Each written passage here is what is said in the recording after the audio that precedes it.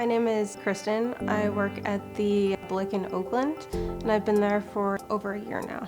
I really like working at Blick, mostly because I get to work with other artists and other like-minded people. So I really like being able to bounce what I'm working on off of my coworkers and, talk about what they're working on. I'm also a teaching artist for the Fine Art Collective for Coal Art America. I go around to schools in Northern California and teach about Liquitex acrylics and the proper use of acrylic paints. I have a background in printmaking and drawing. I recently started painting in the last 3 years, primarily an oil painter, but I also do acrylic, watercolor, and pastel as well. I do a lot of experimental photography. I'll use, toy cameras, vintage cameras. I sort of like these effects that happen in them by chance and sort of the feelings that evoke from them. So I take those and I'll usually do studies from them. Sometimes I'll draw them, sometimes I'll paint them, or I'll use markers, and then I'll generally do a painting from that. What's unique about the Winsor Newton Pigment Markers is that they have a white blender.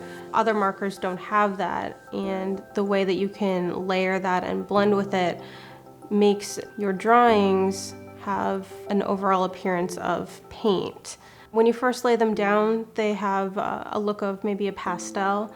As you start to layer on colors and blend with them, they almost look a little bit more like gouache because they're a little bit more matte. And with the white blender, you can see almost, marks, trail marks of the markers as well, and where you blended.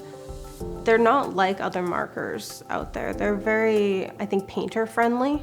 So I think painters will like them as, maybe a less messy way of doing a color study. Also as maybe more of a more portable paint. So you could bring them with you or go outside with them, and they will still sort of have a finished look of like being a painted piece.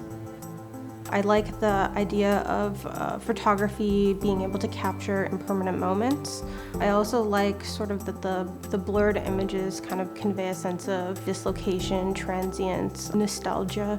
So I think by painting those, I use more traditional techniques to kind of preserve those memories a little bit more, and sort of the impermanence of memories and people. My paintings are very personal, but I think that when people look at them, the feelings that are evoked from them are generally pretty universal. Like everybody has, felt that way before. They're based on my own personal experiences and my life in general.